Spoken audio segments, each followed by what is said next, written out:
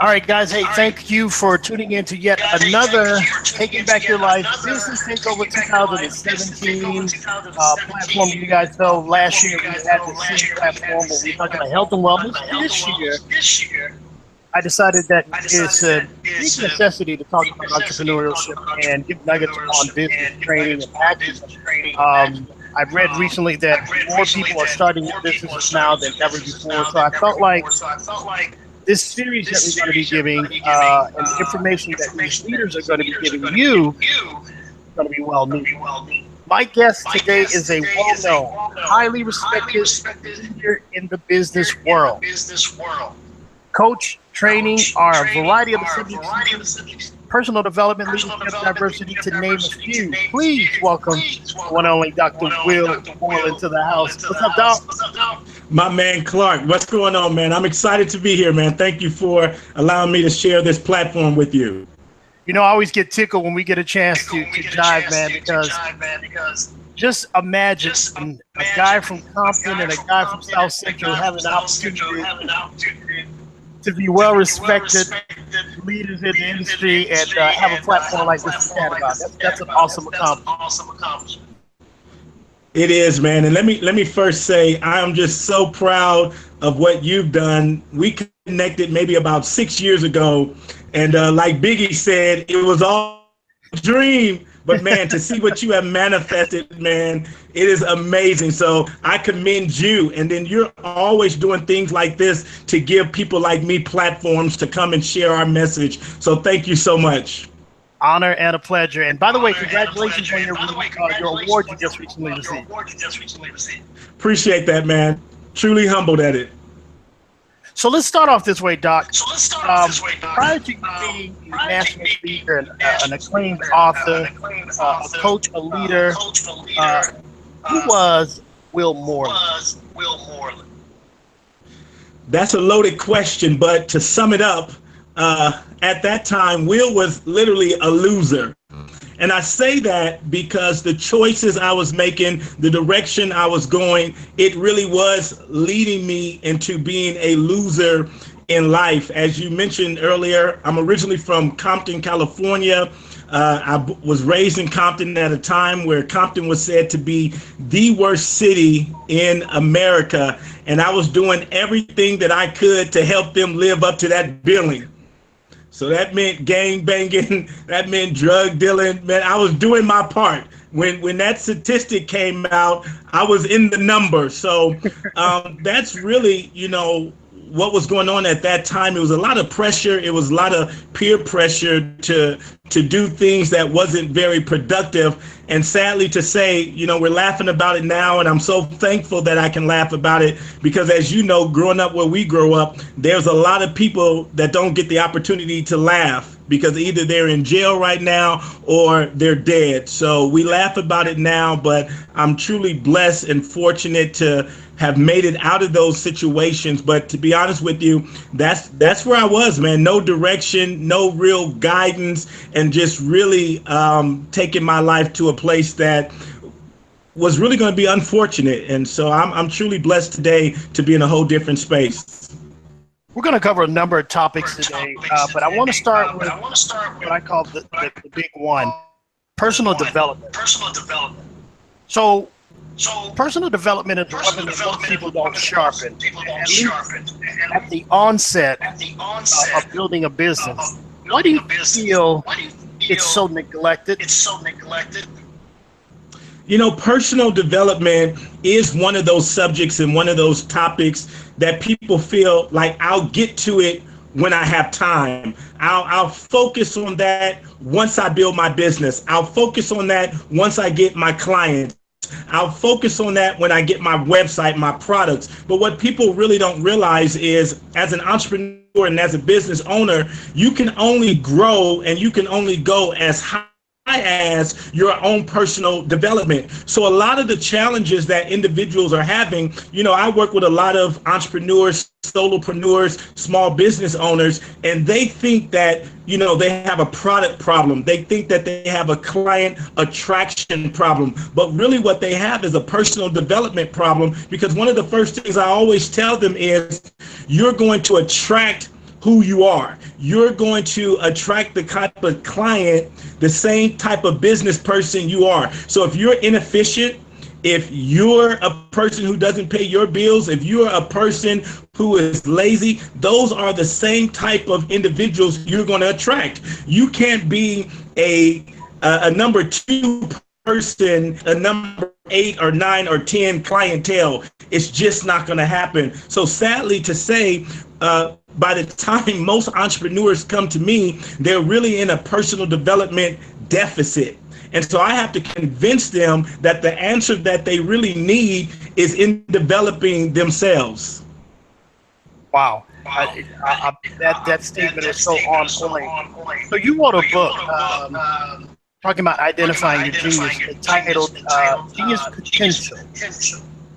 Is this a process in working on your personal development, discovering what your genius potential is? That's exactly what the book is about. You know, a lot of us are trying to operate from maybe our skill, or maybe we're operating from a talent, which for a time frame is good. But until you really tap into what I call your uniqueness, your genius, you're not going to be fulfilled. So I share with a lot of people that your skill can make you successful, but your genius potential will make you fulfilled. And what do I mean by that, Clark? We see a lot of people, and I don't mean to come down on this industry, but these are just people that we know and we can recognize them. So we look at athletes and we look at entertainers. For the majority of their lives, they've been operating on a talent or a skill, but they haven't really tapped into what their passion is. They haven't tapped into their genius potential, what they're really on this planet to do. See, you can't be on this planet to be an athlete when you have to stop doing that one day. An athlete has to retire. So your skill or your talent per se can't be what you were just on this earth to do. But when you tap into your genius potential, you never retire from your genius potential. See, me, I'll be doing this until I'm 80, 90 years old, no matter what platform they have, whether it's a Google Hangout, whether it's Periscope, whether it's me teaching in the classroom. My genius potential is teaching. This is what I'm going to do for the rest of my life. You can't kick me out. I can't retire from this. This is what I'll be doing for the rest of my life. And that's what the book was about, helping people tap into their genius potential so you don't get to 40 years old, you don't get to 50 years old and feel as if life has passed you by. So we're talking to a lot of first-time entrepreneurs and people who are at the start of building a business within the first 3 years. For someone like that, who's trying to get to the next level, who's trying to build a sustainable blueprint for their business concept, and they either read the book or they get an opportunity to sit down with you, how do you then go back and try to get them to implement discovering their genius potential when they're already on the road where they think they should be going? And let me let you know why I asked. Because I would think a lot of times in that discovery, you may have to push restart on some of the things you started. You're exactly right. And I want to make sure I'm very clear, because a lot of individuals that come to me, one of the first things I ask them is, are you a business owner or are you an entrepreneur? And a lot of times, Clark, we make it seem like those words are interchangeable. But the mechanics for a business owner and an entrepreneur is very different. When you think about an entrepreneur, I want you to think about a person like Richard Branson, who is the CEO of the Virgin brand. Well, Richard has 400 companies under him. Now, to a business owner, that would seem impossible. How can you run 400 businesses? But for the entrepreneur is the individual that is the idea person. They're the big dreamer. So what we want to do is start something, hand it off, and move to the next thing. Start something else, find the team to build it and move to the next thing. Whereas your business owner is that person that is excited about opening up the door in the morning. They go into that brick and mortar, or even they're working from home, but they have no desire to open up multiple businesses. They want to start this one company, this one business, and they want to build and they want to scale it. So now to come back to your question, my clients, a lot of times I'll have them tap into their skill first, because their skill is probably something that they got from going to school. So I don't want you to throw that away. We're going to use that skill. We're going to create a company, a business around that skill, let you get some money. And then in the process of you earning money and building that business, I'm going to work with you to help you discover maybe what your genius potential is. Because a lot of times, when we think about it, Clark, I'll give you an example. If you look at Oprah Winfrey went on to open up that school in Africa because she was passionate about giving those young ladies an opportunity to change their life. But think about this. If Oprah would have started off with the school, she probably wouldn't be the Oprah that we know. Take her skill of communication, build some wealth, and I tell you, once you build wealth and once you build economy, it's a lot easier to go after your passion. Amen. Amen on that. I'm glad you said that. I know we're laughing, but you and I both know probably tens, if not hundreds of people who do the opposite. Right. And I talk to a lot of my clients when they come to me, they say, I'm passionate about this. And I say, I get that, but that's a longer road. You want to help the homeless. You want to help disadvantaged. You want to pull a Mother Teresa. I get all that, and I want you to get all that. But I'm telling you, you're not going to be inspired when the lights go out.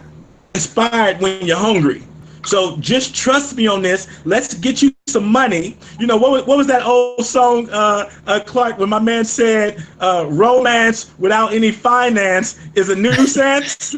Yeah. Business is the same way. So business without no finance is a nuisance. So what I try to encourage people to do, I don't want to be a dream killer, but we want to be more systematic as we approach it. Because when you're building, and even if you want to go for passion, I need you to know, if you say, you know what, Dr. Will, but I just feel it, I had a dream, this is what I want to do, well, then I need you to know, well, you're probably going to have to go get another job. You're probably going to have to drive for Uber and Lyft and work on your dream at night, because just working on your dream may not bring in the revenue in those first 3, 4, 7 years. Yeah. Absolutely. My last thing I want to touch on personal development. You mentioned this a little bit. I want to drive the nail in the coffin. Personal development isn't just a one-time thing, correct? So personal development is a life. We want to become lifelong learners. And so when you start talking about, you just look at those two words. Look at the and development. Development is a word that's continual. So I'm always developing, but you got to take it personal. And what I mean by that is, you can't look to the left, you can't look to the right for anybody else to be doing it. You got to say, you know what, this is personal for me. When I began to change my life and I said, you know what, I want some different outcomes in my life. The people that were the closest to me, that's not what they were about. They were still about going to the club. They were still about going and partying and chasing girls. So I couldn't do it. It's not collective development. It's personal development. So I couldn't wait for all my buddies to agree to say, hey man, let's start going to college. Hey man, let's start taking these courses. Let's start working on ourselves. I couldn't wait for everybody. So I was the odd man out. But I'll tell you this, to the T, every single one of those guys that I used to hang out with, they all come back to me today and say, man, I wish you started. I wish I would have made the choice to start on my personal development when you started. Because here's the deal. You could even be working on your job and you can be working on your career and you're getting good at the job, but you're not getting better as a person.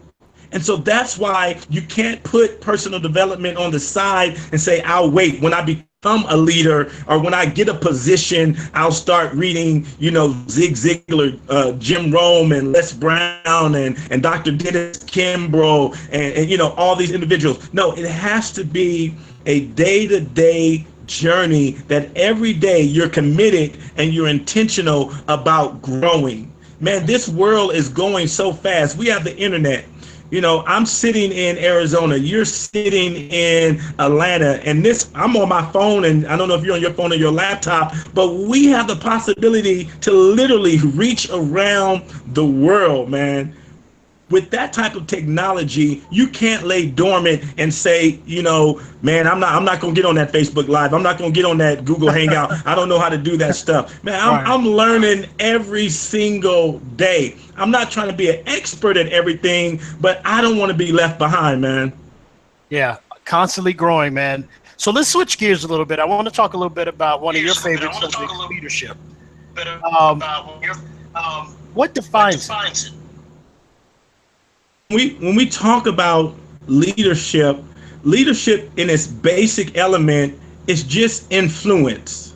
And one to my corporate clients, and I tell them, everyone is a leader. A leader is not based upon a title or a position. Each of us are leaders because each of us have influence. Now, the thing you got to ask yourself is, now that I realize that I'm a leader, the question is, what type of leader am I going to be? Now, we've all had good leaders, bad leaders, indifferent leaders, lazy leaders. You get to choose. What type of leader do you want to be? And here's the thing. It's not automatic. You have to be intentional. See, I work with a lot of corporate clients, and one of the things that I find out is when we're talking about leadership is they'll promote a lot of individuals because they're good at their job per se. But when you get into a leadership position, you're not so much doing your job anymore as it relates to a technical side of it. You're more working with people. Now, if you haven't developed as an individual, then there's no way I can help Clark develop. The Bible says it like this: love your neighbor as yourself, right? Love your neighbor as yourself. It's the same concept in leadership. Develop yourself as you develop others. But if you're not developing yourself, there's no way I can develop you. There's no way I can help you as it relates to influence. So when I was in the military and when I was in corporate America and when I worked at nonprofits and when I was the president of a college, people learned by following what I did. Will comes to work early, I'm going to come to work early.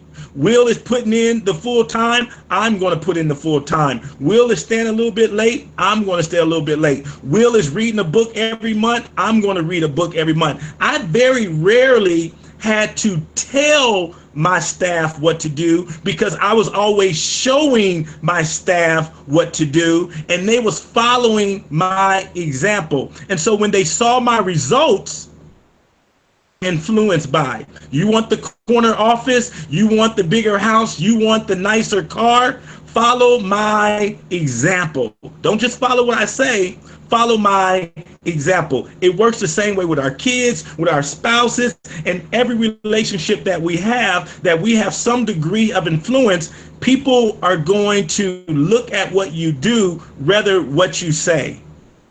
I don't know if you guys did this in the military, but it's always interesting to see the initial introduction of a group of people, right? If you put them in a room or put them in a situation and you give the group the task to do something, right?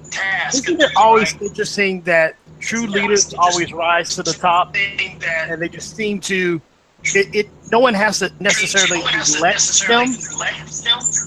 They just kind of, I guess, people surrender power to them in a sense. Does that make sense?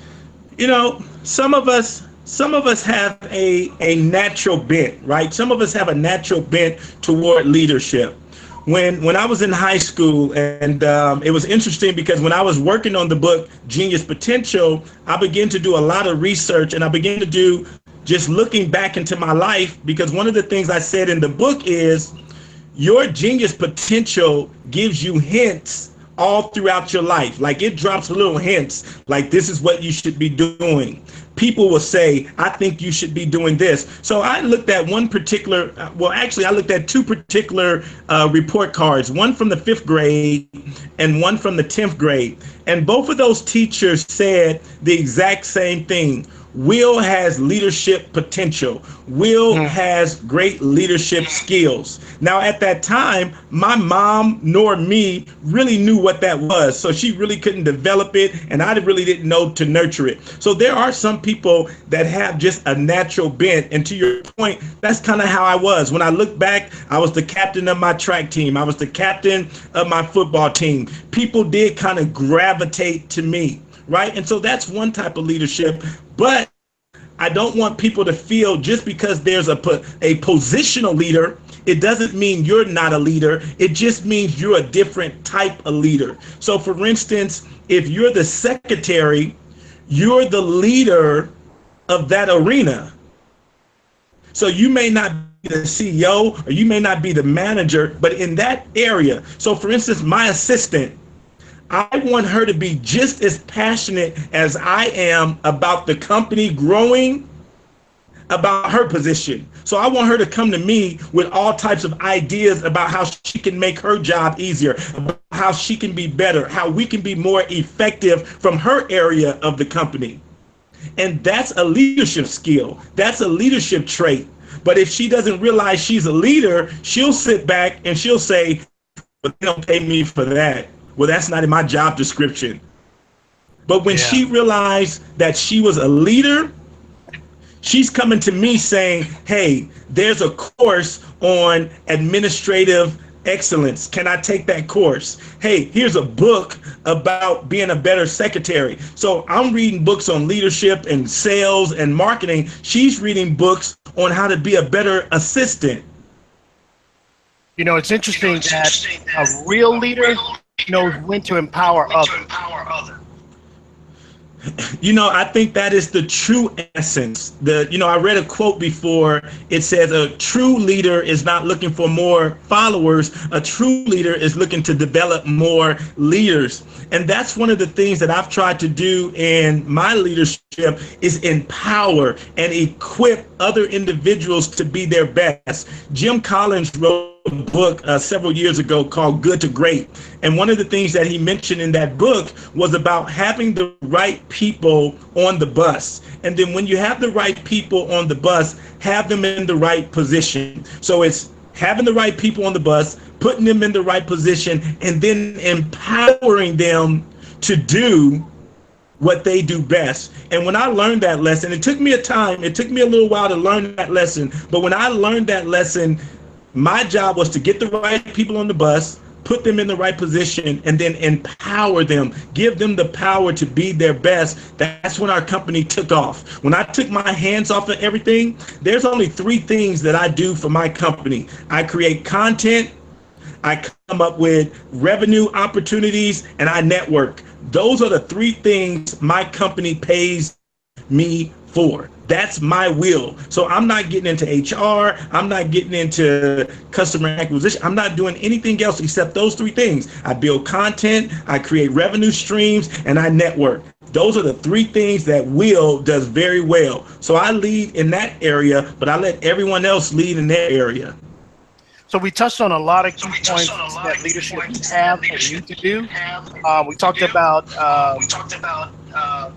the positioning of leaders and other people that leaders are working with. Well, let's talk to the people who lack confidence, those business owners or entrepreneurs that are just starting out, who have the passion, who have the drive, but they lack confidence.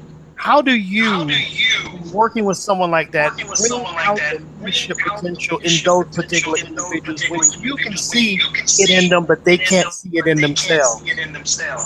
Yeah. So when you begin to understand that confidence is a result. Confidence is a result. So everybody wants confidence. Everybody wants to be more confident. If I was a lot more bolder, if I was a more risk taker, I would do some stuff. But when you understand that confidence is a result of something. So what is it a result of? Clark, confidence is a result of courage.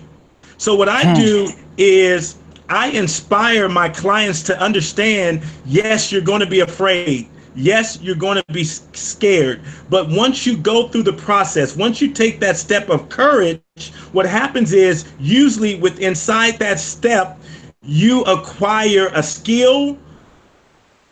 You know, when you started your radio company, there was a whole lot of things that you did not know. But Absolutely. the fact that you started, you just had to take the step of courage. And along the way, you started learning all this stuff. Man, you remember back in the day when we was on Blog Talk Radio? And I mean, that thing seemed like, man, I don't know if I'm ever going to master this thing, right? But guess what?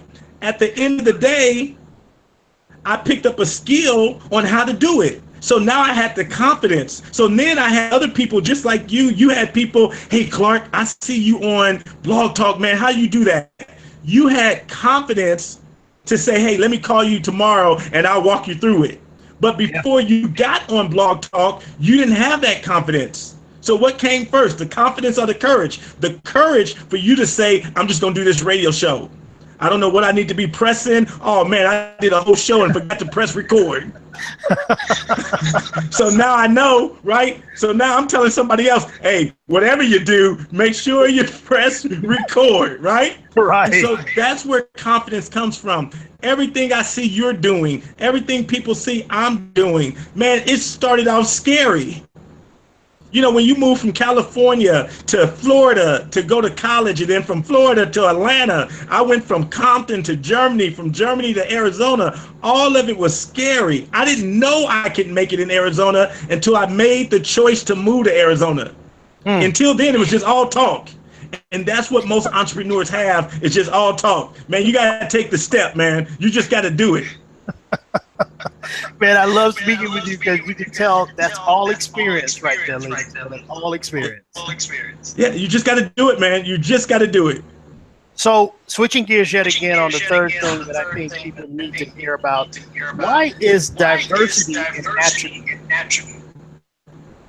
So, you know, we're in a funny time right now, man. You know, especially for us. I know you have listeners from all over the world, but we live in this country where the rest of the world is watching us. So I could say this: we're in a funny time right now.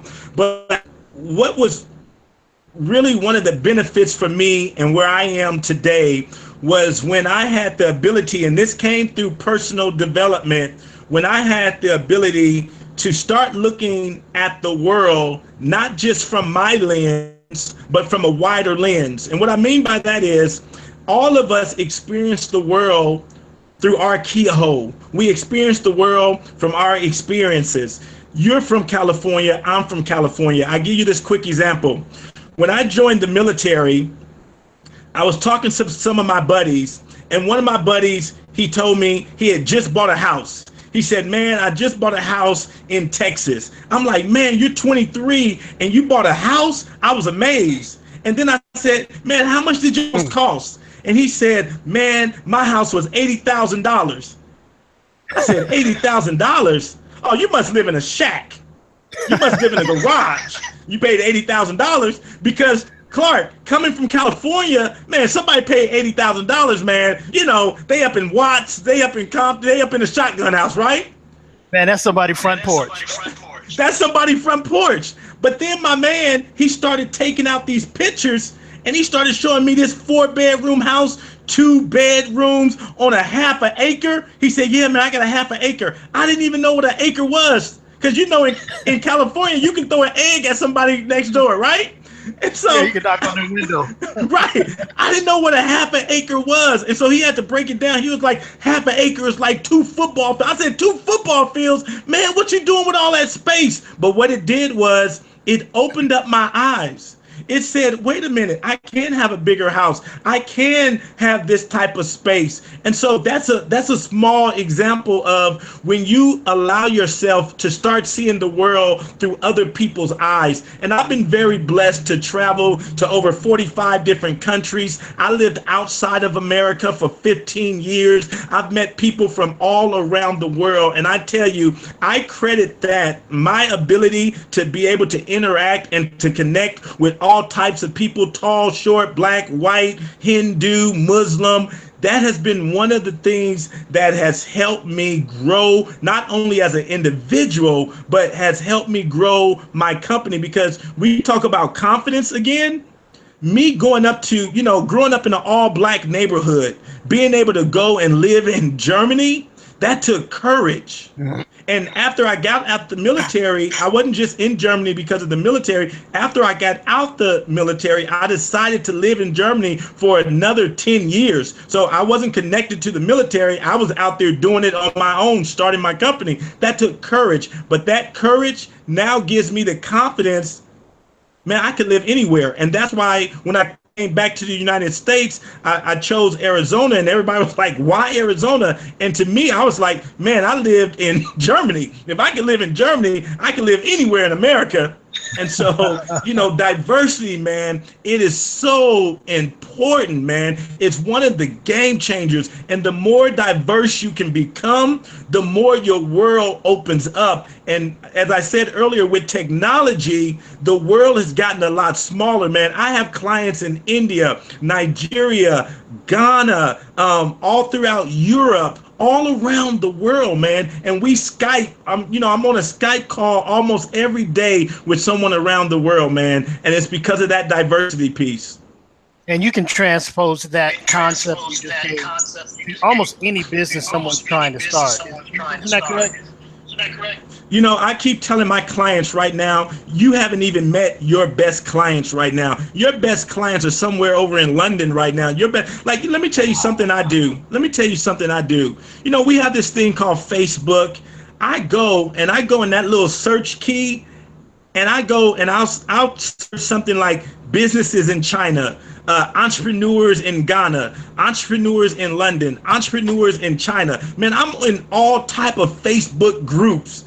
And so it's these individuals, because I was bold enough, because I had the courage enough to ask to join the group. Some of these groups, I'm the only black dude in the group, and they're like, why are you in this Chinese businessman's Facebook group? Right. Man, I'm just trying to learn from you guys. And I've gotten so many clients by just doing that, because we just get in our world and we stay in our world and we don't even realize it. So you have to be intentional. Several years ago, I'll tell you this, several years ago, when I moved back to the United States, I made a commitment to be intentional about being diverse. And what I mean by that is, I grew up with this paradigm. And me and you are brothers, so I can talk openly with you. We just talking to family. I grew up in a world where they would tell me things like, black people don't do that. Black people don't ski. Black people don't surf. Black people don't do this, and black people don't do that. Man, I was so confused. I didn't know what I could do and what I couldn't do. And then I know what it really was I liked. So what I did was I said, you know what? I'm going to try everything. I'm going to go snorkeling. I'm going to go skiing. I'm going to go skydiving. I'm going to go to NASCAR. I'm going to go to the bull ride. I'm going to do all this stuff that they said we don't do. And then something I'm going to like, some things I'm going to like, some things I'm not going to like. But at the end of the day, I'm going to know for sure whether I liked it or not. Not because you told me I didn't like skiing, not because you told me I'm not supposed to go camping.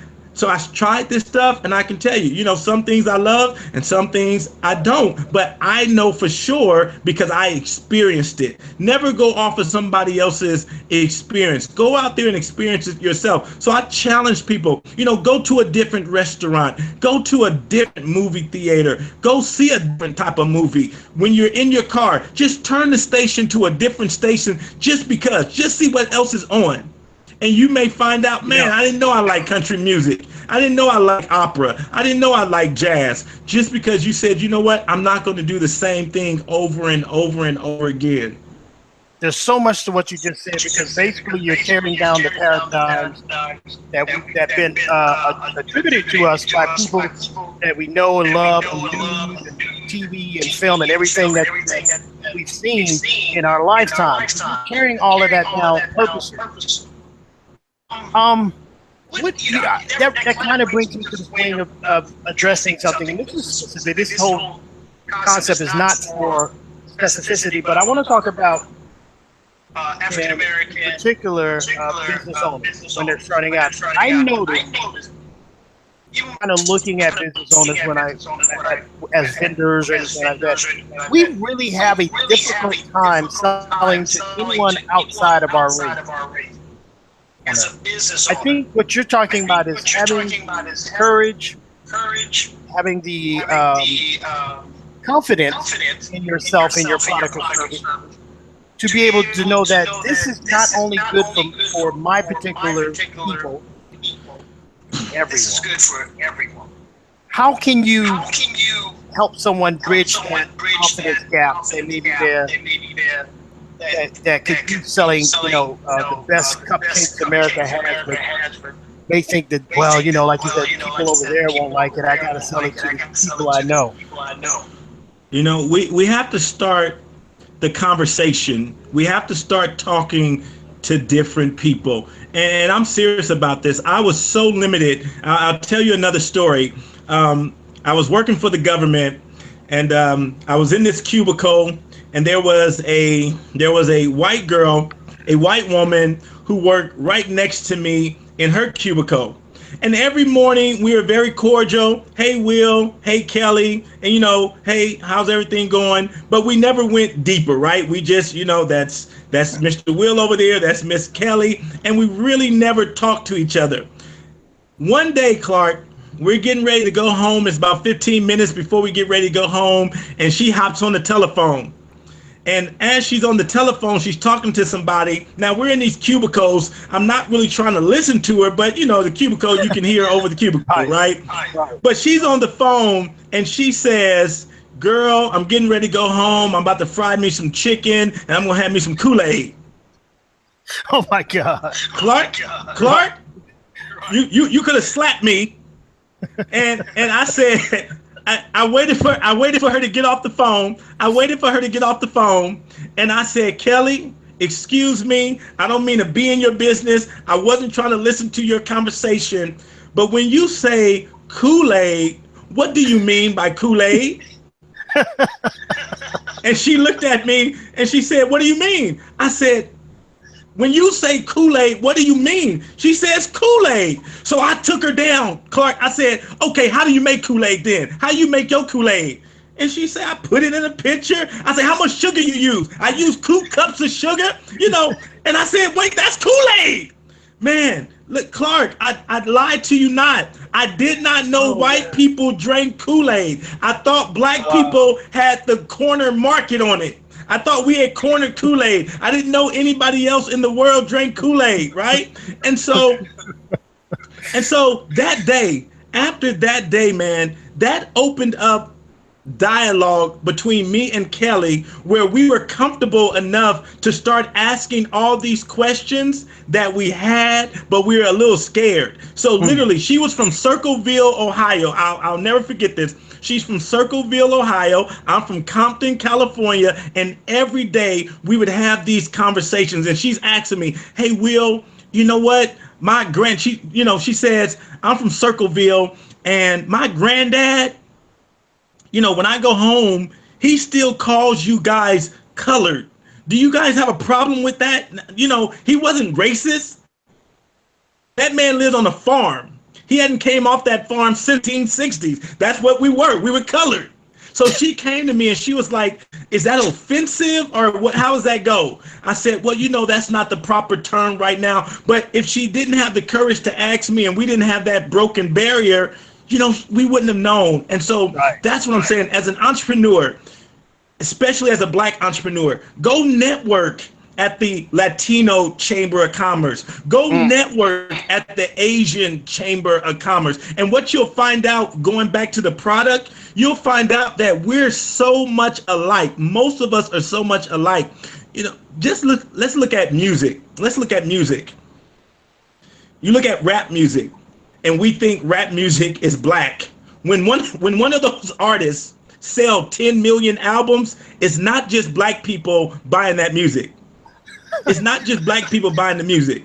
You got to know that there's some other people buying the music. And what do I mean by that? That means we have some cross references. That means we have some points where we can come together. And so the more you begin to talk to people and the more you begin to break down that barrier. Now, once again, this is about personal development. So you can't wait for all your buddies. You can't go, hey, girl, I was thinking about going to the Latino Chamber of Commerce. You want to come with me? You can't wait for that. Because they are, what you want to go over there for? What you want to do all that for? Support the black one. No. Because if I have a product and if I just bank on me having a black product or servicing the black community, then I just alienated maybe 60 to 70% of my potential market base. And remember, I want everybody listening to me, at the end of the day, the purpose of business is to generate revenue. That is the only purpose of business, is to generate revenue. I don't want to hear about you saying I want to serve people, I want to help people, I want to do my part of contribution. At the end of the day, the only reason why you start a business is to generate revenue. And the byproduct of that is you help people. The byproduct of that is you serve people. The byproduct of that is you help the community. But the number one reason why anybody should be in business is to generate income. And if you tell me you're in business for anything else, I guarantee you'll be going out of business. Hey, we're coming to the end. I got one more question for you, Doc. Yes, sir. So I want to talk about people's vision. Yeah. Black vision is hard to be successful in anything, let alone business. And many times as a newbie, your vision is only what you know and limited to by that. So you may not be able to think of yourself as possibly being international or cross multifaceted. So how would you recommend a business owner begin the process of having a bigger vision? And I know we're probably going to repeat a lot of the things you're talking about, but I want to answer that question as I tied it up in a bow for you. So let me just share this little bit with you here. What most people do whenever they want to go and achieve anything, what most people do is they go look for validation, and they look for validation in their past. They look for validation in their past. They look at what they've already done. They look at what they've already accomplished. So for instance, if a person wants to go and get a job, what do they look at? They look at their past. What degree do I have? What experience do I have? When an owner begins to go and an entrepreneur begins to go start a business, they'll start looking at what they've done. So for instance, on my job, I made $40,000. So as a business owner, if I could just make $40,000 again, that's what I made at my job, right? So here's the deal to answer your question. As a beginner, as starting off, what you want to do is start surrounding yourself with people that are 4 to 5 steps ahead of you, because their conversation is going to be totally different. What they see, what possibilities they see are going to be totally different. And what's going to happen is it's going to help stretch you. So when you are coming to the table and they say, how much do you want to earn this year? And you say $40,000, and they give you a model to do that in quarter number 1, that just stretched you. See, that will stretch you. But if you're looking at what you've already accomplished, and you're talking to people who are still on a job, or you're talking to people who are scared to start their own business, then that's the reference point you're going to have. And they're going to tell you, man, you think you can earn $40,000? Man, I don't know about that. You just starting off. You know, you just starting off. And so think about this. Like we hear that whole thing about, you know, it's going to take you 4 or 5 years to struggle. It's going to take you 7 years to grow this thing. You start buying into that. So I was fortunate enough not to be surrounded by those types of individuals when I started off. I had no choice but to think bigger because of where I was in Germany. I said, man, I got to make sure that I can sustain myself over in this different country. So I was already thinking big, and then I got mentors that helped me to even think bigger, and they helped me to stretch. So that would be my advice to individuals. If you can't personally find somebody, go find a book. You know, go on YouTube and listen to Jack Ma, who is the founder of Alibaba. Listen to Mark Zuckerberg. Just listen to big dreamers. We want to talk about the old guys. Go listen to Walt Disney. Listen to how they dreamed and surround yourself with that, because once again, this thing, as an entrepreneur, as a business owner, a lot of the time it's going to be personal. It's going to be personal. So you gotta have that fortitude for yourself. You gotta see when nobody else is seeing. You gotta believe when nobody else is believing. You gotta be willing to work when nobody else wants to work. And your vision is what's gonna motivate you. You know, some of my darkest times, some of my darkest hours, the reason why I was able to get through it, because I knew this wasn't the end of the journey. I saw something different. It was uncomfortable. It didn't feel good, but I knew that this wasn't the end of the journey. If you don't have a vision, all you think about is right now, what's before you. But because my vision was so big, I knew when I lost the car, that's not the only car I'm going to have.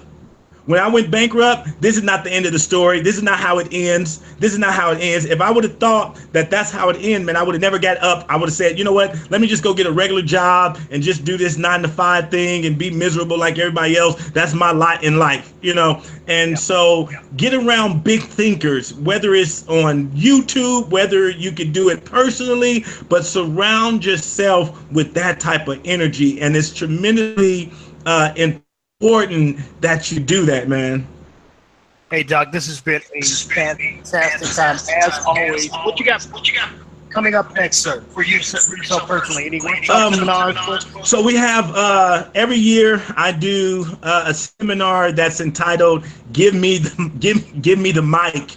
And what that is for, it's a speaker seminar, but it's not just for speakers. It's for entrepreneurs. It's for business owners. It's for career professionals. We only accept 20 individuals. We do it twice a year. The next one is coming up the first week of April. If you just check out the website, Real Team Genius. You can find out the information there. That's coming up in April. It's here in the beautiful city of Phoenix, Arizona, the place that I call God's backyard, man. And anything else we got going on, you can go ahead and check out the website. Follow me everywhere on social media at Dr. Will Speaks, Instagram, Twitter, Facebook, and you can keep up with me that way. It is. And shout out to the Rams for coming back to LA. Man, you see that, man? And then we just got Magic to come back to the Lakers, man. Come on, man. I'm a happy camper, man. Everything is good in the world. Everything is good, my man. Hey, man, thanks again. Once again, this has been a great time, and always have a fantastic time talking to you, man. Appreciate you, man. Keep up the good work, man. I'll see you next time I'm in Atlanta. That is Dr. Will Moreland. We are wrapping it up. For you guys who missed most of this, any parts of this, or just want to go back and listen to this, all you need to do is go to my website at clarkgarrison.com, KLARQUE, garrison.com. You'll be able to see the entire replay, unedited. You're going to see edited snippets. I have all of our previous guests, as well as a list of our other guests that will be coming on this month. Thanks so very much. We'll see you guys next time.